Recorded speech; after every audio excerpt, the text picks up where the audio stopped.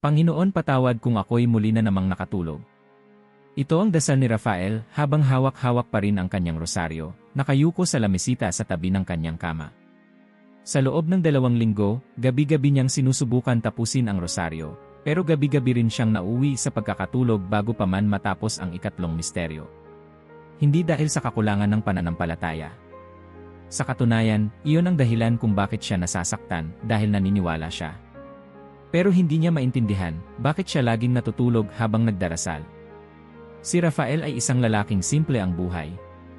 39 na taong gulang, nagtatrabaho bilang guro sa isang pampublikong paaralan, at nag-iisang anak ng isang debotong ina na pumanaw 3 taon na ang nakalilipas. Sa kanyang ina niya natutunan ang rosaryo. Kaya't para kay Rafael, ang bawat butil ng rosaryo ay alala ng pagmamahal sa Diyos at sa ina na nagturo sa kanyang manalangin.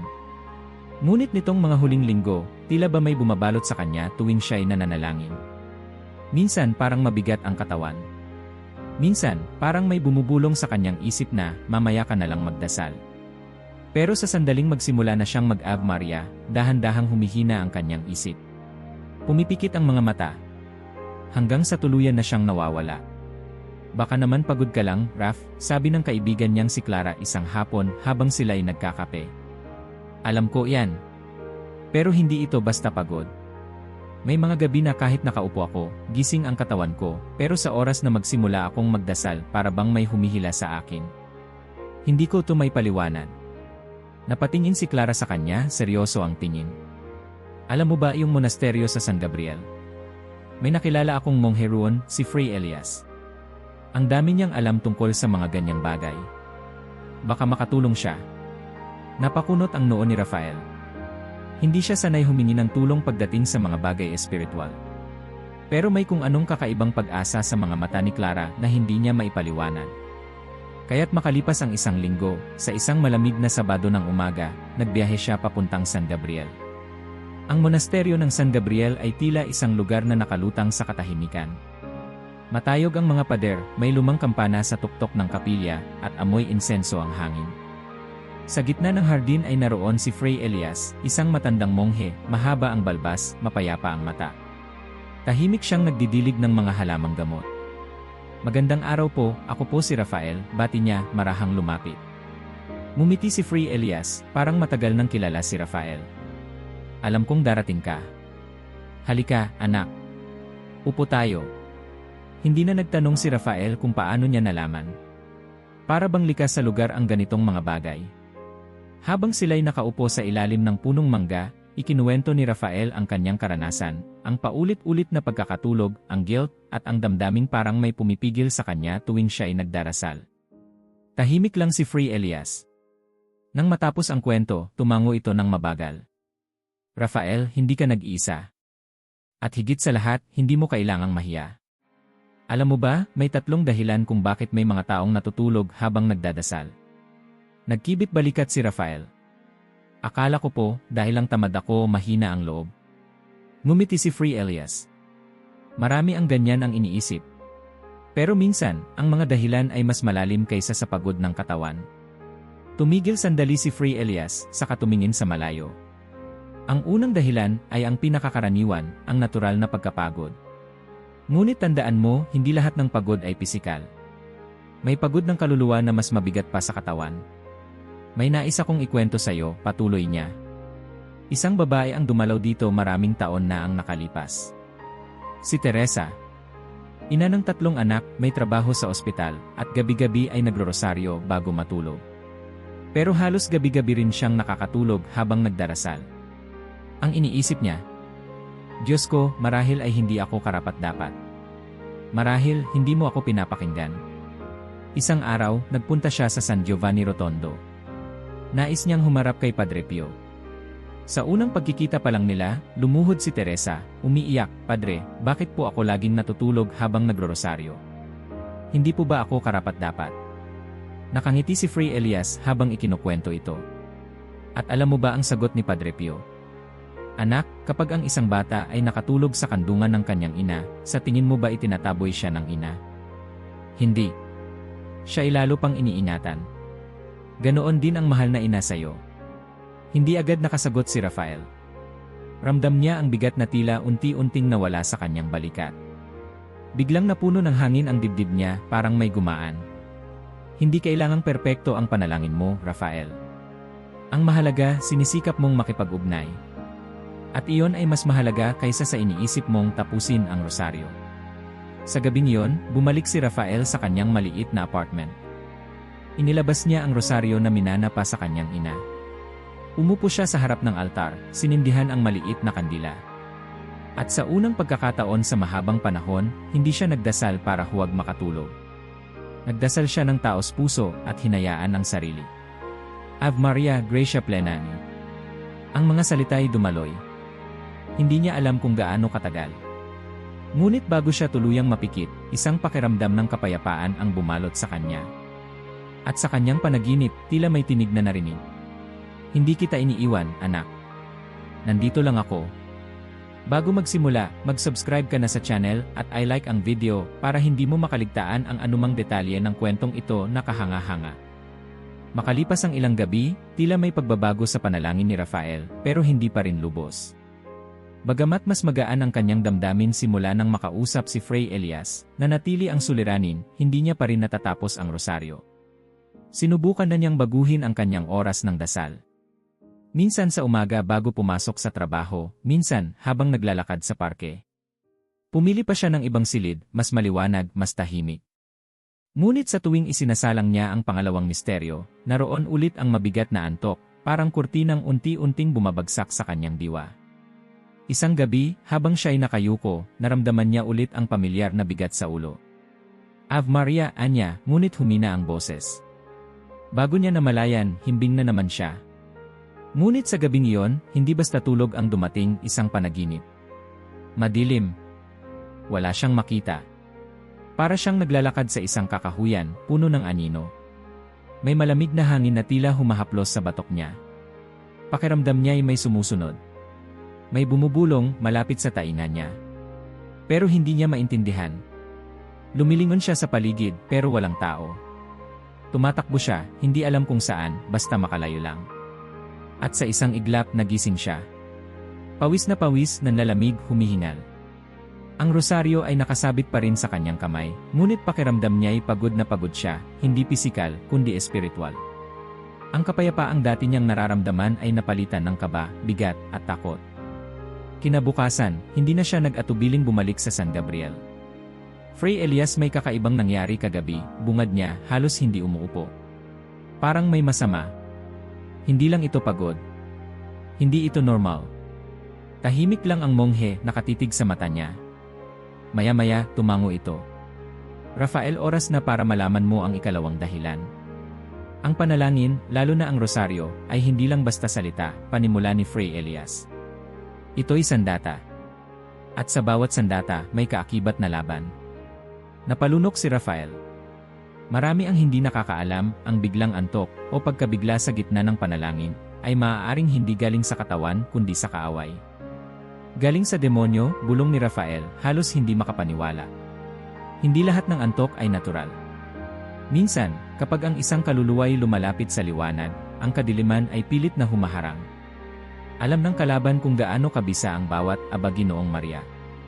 Kaya gagawa siya ng paraan para patigilin ka. Nagkwento si Fray Elias ng isang baguhang monghe na tumira sa San Gabriel maraming taon na ang nakalilipas. Si Miguel, isang binatang nagdesisyong pumasok sa buhay relihiyoso matapos ang isang malalim na karanasan sa pananampalataya. Sa mga unang buwan ni Miguel, araw-araw siyang nagdarasal ng rosaryo. Ngunit may kakaiba sa bawat gabi, tuwing magsisimula siya, napaparalisa siya. Hindi makakilos. Hindi makapagsalita. Para bang may pumipigil sa kanyang katawan. Minsan, nakaririnig siya ng bulong. Minsan, parang may malamig na kamay na humahawak sa kanya. Nagsalita si Miguel kay Padre Gabriel, ang dating pinuno ng monasteryo. At ito ang payo sa kanya. Labanan mo. Sa mismong oras ng pag-atake, ipagpatuloy mo ang panalangin. Sa boses. Sa lakas. Sa pananampalataya. Tumayo ka, magdasal habang naglalakad. Banggitin mo ang pangalan ng mahal na Birheng Maria. Gagamitin mo ang pangalan ng liwanag laban sa dilim. At iyon na ang ginawa ni Miguel. Tuwing mapaparalisa, pilit siyang tumatayo. Humihiyaw ng Ave Maria kahit nanginginig. Hanggang sa dumating ang isang gabi na sa unang beses, natapos niya ang buong rosaryo. At mula noon, hindi na siya muling ginambala. Tahimik si Rafael. Ramdam niya ang kilabot sa likod ng kanyang leg. Ngunit may umuusbong na apoy sa dibdib niya. Galit? Takot? Hindi paninindigan. Gusto kong subukan, anya. Ayokong hayaang patuloy akong pigilan. Ngumiti si Free Elias. Hindi mo kailangang maging matapang, Rafael. Kailangan mo lang magtiwala. Sa gabing yon, naghanda si Rafael. Nagsindi siya ng kandila. Nilagyan ng tubig bendita ang paligid ng kwarto. Tiningnan ng rosaryo parang espada sa kamay ng mandirigma. Ave Maria, Gracia Plena, malakas niyang bigkas. Tumayo siya at nagsimulang maglakad. Unti-unting naramdaman niyang dumarating na naman ang antok. Mabigat. Nakakapanghina. Ngunit hindi siya umupo. Hindi siya pumikit. Maria, tulungan mo ako. Nagpatuloy siya, lakas ang bawat dasal. Nang dumating ang ikatlong misteryo, parang may gustong humila sa kanya pababa. Pero muli, binigkas niya ng malinaw. Santa Maria, Ina ng Diyos, ipanalangin mo kaming makasalanan. Sa ika-4 na misteryo, tumigil siya sandali. Hindi na siya inaantok. Sa halip, pakiramdam niya ay may liwanag sa kwarto. Walang kakaibang tunog. Walang biglaang kababalaghan. Pero may kapayapaan. Hindi tulad ng dati, ito'y gising na panatag.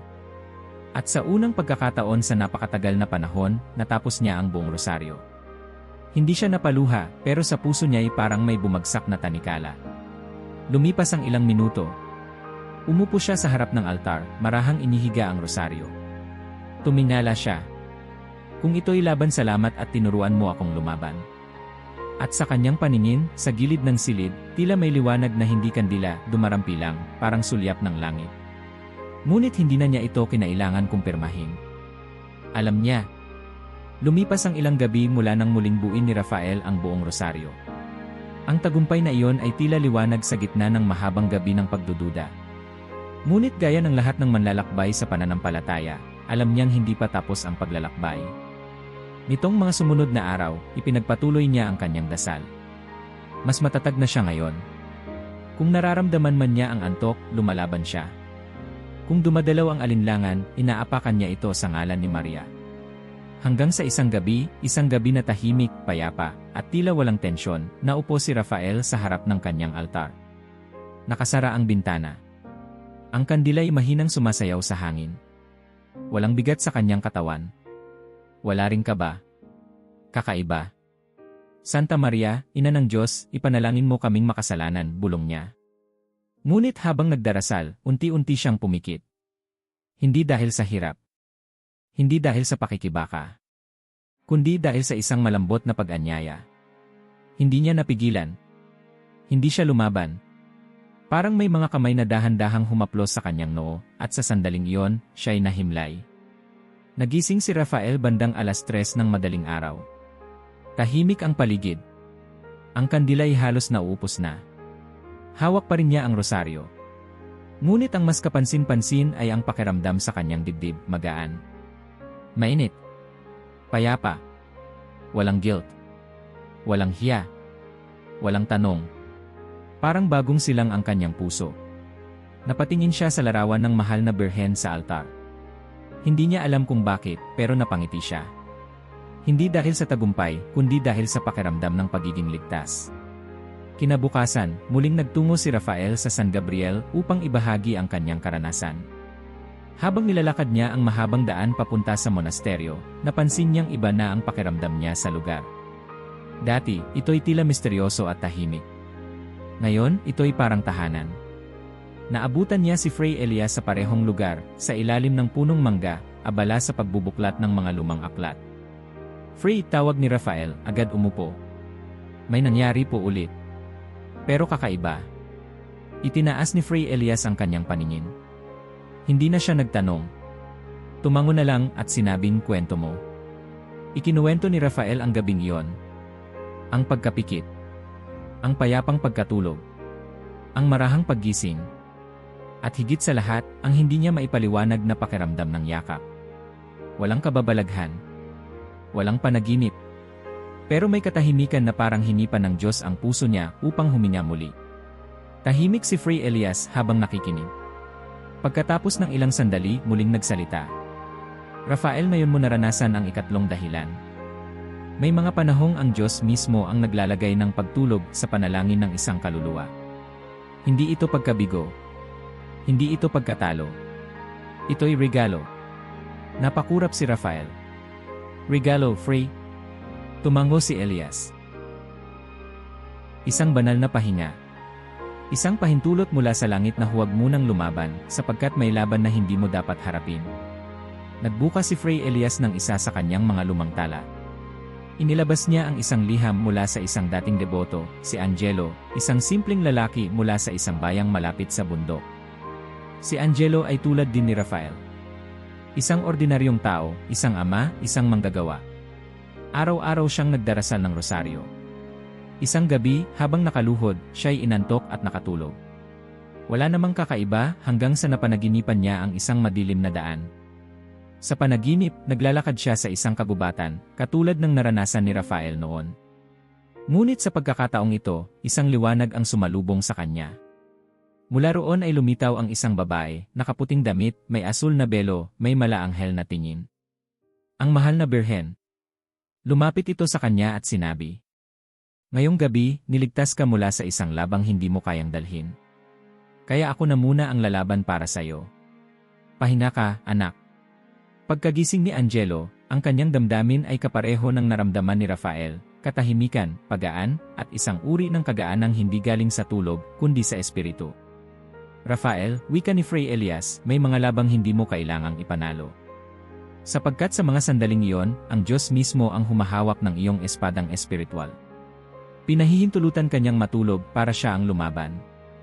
Hindi napigilan ni Rafael ang luha. Hindi dahil sa lungkot, kundi dahil sa pagkakaunawa. Lahat ng gabing iniyakan niya ang kanyang pagkakatulog sa gitna ng panalangin, ngayon ay isa palang yakap ng langit. Fray, akala ko noon kailangan kong maging perpekto sa pagdarasal, ani Rafael, garalgal ang tinig. Pero ngayon, parang ang hinihingi lang ng Diyos ay yung puso ko. Hindi ka nagkamali, tugon ng monghe. Hindi kailanman hinanap ng Diyos ang kasakdalan. Hinahanap niya ang pagsuko. May isa akong tanong, bulong ni Rafael habang pinapahid ang luha. Paano ko malalaman kung ang pagtulog ay pahinga ng Diyos at hindi panlilin lang ng kaaway? Muling ngumiti si Fray Elias. Ang tanong na iyan ang madalas kalimutan ng marami. Kaya't ito ang palatandaan. Kung pagkagising mo ay may kapayapaan. Kung wala kang kaba. Kung ang puso mo ay magaan. Kung ang kalooban mo ay parang dinalisay. Iyan ay galing sa Diyos. Tumango si Rafael. Tahimik. Malalim. Pero kung paggising mo ay bigat, alinlangan, o pangamba, yan ay ibang bagay, dagdag pa ni Elias. At doon, kailangang magbantay muli ang kaluluwa. Sa gabing iyon, habang pauwi si Rafael, ramdam niyang may bago sa kanya. Hindi lang siya basta nakaranas ng himala, kundi naunawaan niya na ang panalangin ay hindi eksamen. Hindi ito patimpalak. Ito ay paglapit. Kahit mapurol, kahit hindi tapos, basta totoo, tinatanggap ito ng Diyos. Sa pagpasok niya sa kanyang bahay, isinabit niya ang rosaryo sa pako sa tabi ng kanyang altar. Tumitig siya rito, parang kaibigan na matagal nang nakasama sa labang hindi niya lubusang naintindihan.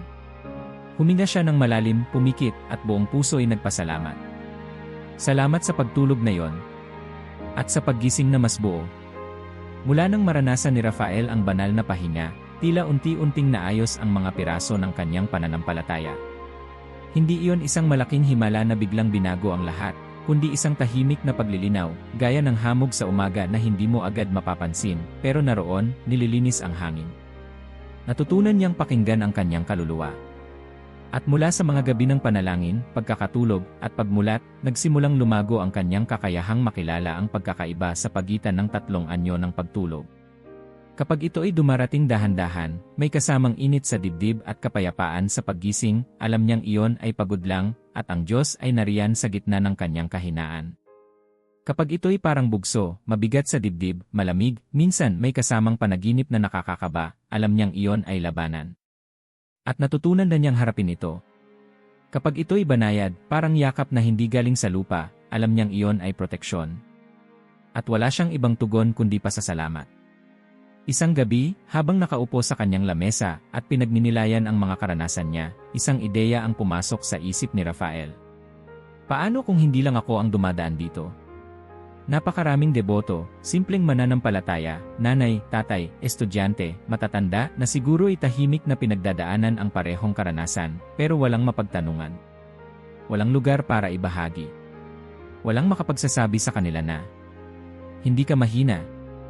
Hindi ka nag-iisa. At higit sa lahat, naiintindihan ka ng Diyos. Kaya't gumawa si Rafael ng isang maliit na grupo sa internet. Isang online na komunidad para sa mga taong nakaranas ng pagkaantok o pagkakatulog habang nagdarasal. Pinangalanan niya ito, Gising ang Puso, Panalangin Kahit Nakapikit. Sa unang linggo, 5 lang silang miyembro. Mga kaibigan, kakilala, at isang di niya kilalang matandang babae mula Cebu na ang profile name ay Lola Tina Rosario 2020. Sa ikalawang linggo, naging 20. Pagkalipas ng isang buwan, daan-daang miyembro na ang nasa grupo. At bawat gabi may nagbabahagi. Hindi ko na po ikinakahiya na nakakatulog ako minsan. Akala ko po ako lang ang ganito. Ngayon, naiintindihan ko na kahit ang tahimik na puso ay naririnig ng Diyos. Nagulat si Rafael sa bilis ng pagdami ng kwento. May isang ama na nagdarasal habang binabantayan ang anak na may sakit. May estudyante na sa gitna ng stress sa exams ay sinusubukang hawakan ang rosaryo tuwing gabi kahit pagod. May lola na nagsabing natutulog siyang may hawak na rosaryo sa dibdib at sa paggising naroon pa rin ito. Lahat sila. Iisa ang tinig. Iisang tanong. Iisang pag-asa. Isang gabi, habang binabasa ni Rafael ang isang mensahe mula sa isang miyembro na nagsabing, Kuya Rafael, salamat po. Akala ko po makasalanan na ako dahil nakakatulog ako habang nagdadasal. Pero ngayon, natututo po akong tanggapin na mahal pa rin ako ng Diyos kahit sa kahinaan ko. Napaiyak siya. Ang dating tanong niya, bakit ako natutulog sa dasal? Ay napalitan ang bagong sigaw ng puso. Paano ko maipadaramang hindi sila nag-iisa? Minsan, muling bumisita si Rafael kay Frey Elias. Magkaharap silang uminom ng tsaa sa ilalim ng punong mangga, gaya ng una nilang pagkikita. Maraming salamat po, Frey, ani Rafael. Hindi lang niyo ako tinulungan, kundi nabuksan niyo ang mata ko sa mas malaking misyon. Hindi ko tinuro sa iyo ang mga sagot, tugon ni Elias. Ikaw ang nakarinig sa kanila. Ako'y naging tagapagturo lang sa panandaliang sandali. Ngayon po, gusto kong tumulong sa iba ring natutulog habang nagdadasal. Ngumiti ang matandang monghe. Kung ganun, Rafael, gising na nga talaga ang puso mo. At mula noon, hindi na muling binalikan ni Rafael ang tanong ng kahihiyan. Tuwing gabi, hindi siya nagsisimula sa panalangin na may takot na baka hindi niya ito matapos. Sa halip, sinisimulan niya ito gaya ng isang anak na lumalapit sa ama, hindi para makamit ang gantimpala, kundi upang mapalapit. Bawat Ginoong Maria, hindi niya na binibilang kung pang-ilan na siya. Basta't tumitibok ang puso, basta't buo ang loob, alam niyang may kabuluhan ang kanyang mga salita, gising man siya, o kahit na nakatulog. Isang gabi, pagod mula sa trabaho, dumiretso siya sa kanyang maliit na altar. Wala siyang lakas para magsindi ng kandila. Wala siyang espesyal na dasal. Tahimik lang siyang naupo, kinuha ang rosaryo mula sa kahon ng ina, at marahang bumulong.